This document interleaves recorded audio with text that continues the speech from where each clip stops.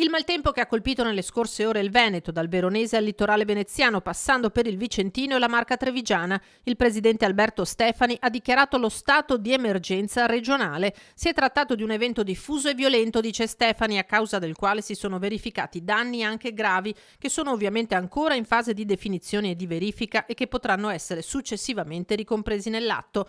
Non lascerò nulla di intentato per sostenere al meglio possibile le aree colpite.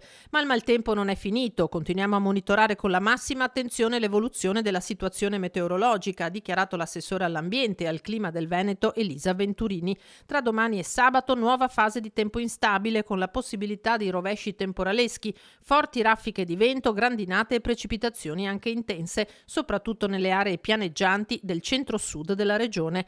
Bassa Veronese, provincia di Padova, la parte meridionale della provincia di Venezia e la provincia di Rovigo, i territori che potrebbero essere interessati dai fenomeni più significativi. Dichiarata quindi la fase di attenzione dalle 8 di domani fino alla mezzanotte.